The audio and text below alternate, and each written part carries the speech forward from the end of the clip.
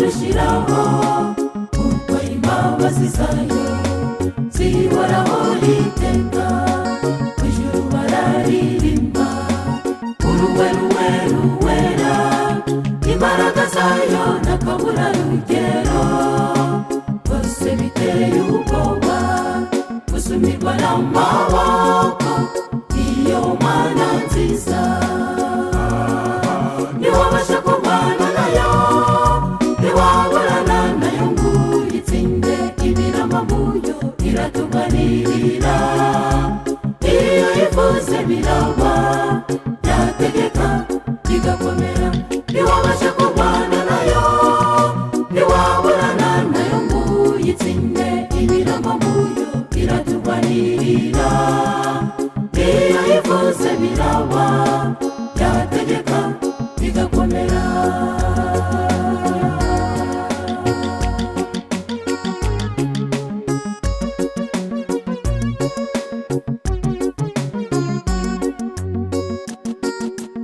Ikiganza cy'Imana cyuzuye ibidutunga, nicyo gifashe isi indi mibumbe yose. Ifite intebe yayo kw'ijuru rya gatatu, ubumana bwayo n'ubwiru bukomeye. Ni Alufa na Omega, Imana ishobora byose, Gishyitsi cya Dawidi. Ntiwabasha kurwana nayo, ntiwaburana nayo ngo uyitsinde. Ibirama muyo iraturwanirira, iyo yifuze biraba, yategeka bigakomera. Ntiwabasha kurwana nayo, ntiwaburana nayo ngo uyitsinde.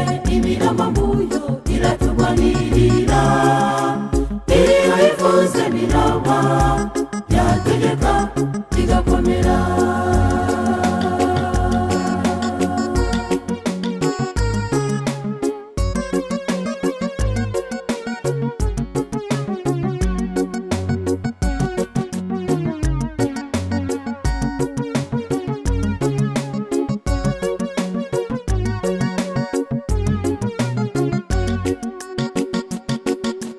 Yesu n'umwami w'abami, n'umuhanga ku rugamba.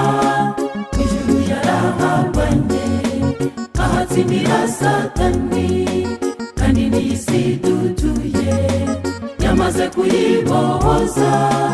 Yatsinze urupfu igihe yazukaga, yazukanye kunesha.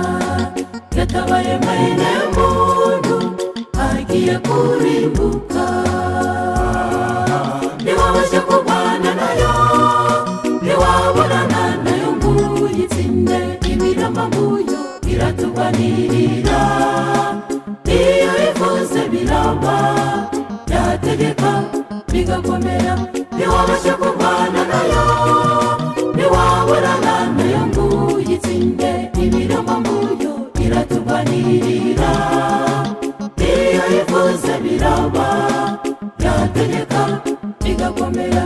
Ntiwabasha kurwana